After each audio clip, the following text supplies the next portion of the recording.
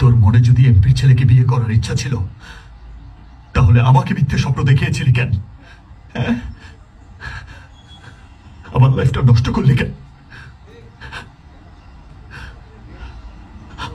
হায় রে বেঈমান,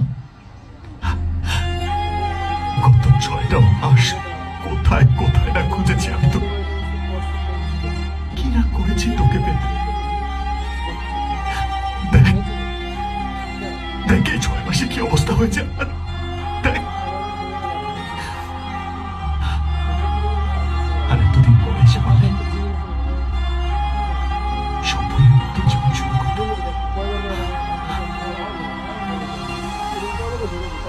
সম্পূর্ণ কি এত সহজ?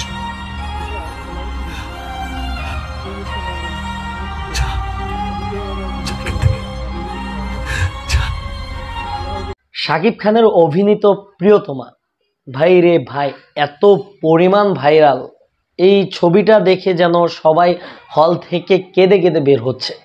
চলুন সেই ছবিতে কি কি ছিল এই বিষয়গুলো আমরা একটু খুঁজে দেখার চেষ্টা করব, আর সেই সাথে আজকের ঈশ্বর গানটার রিয়াকশন দিব। চলুন আগে রিয়াকশন দেওয়া যাক, তারপর বাকি বিষয়টা আলোচনা করতে।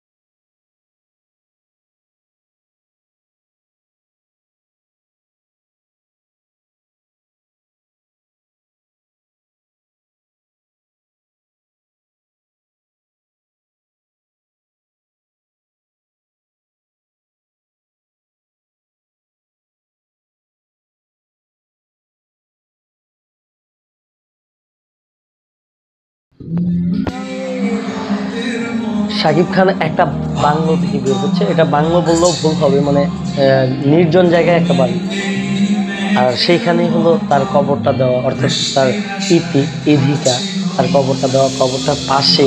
আর যখন এই মিউজিকটা চলতেছে সোলো ভার্সনে, ভাই লাগতেছে ভিতরে।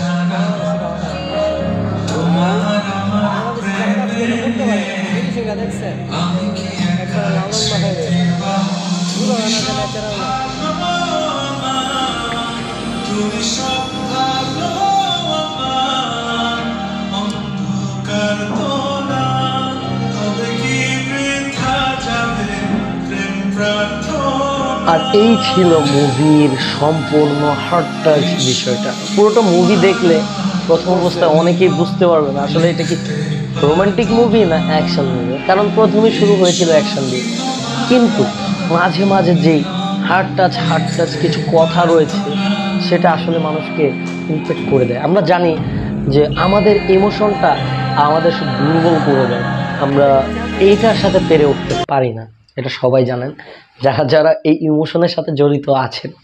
তো সর্বোপরি একটা কথাই বলবো, আপনারা যারা যারা এখনো মুভিটা দেখেন নাই, দেখে আসতে পারেন, মানে অনেক কিছু বুঝতে পারবেন।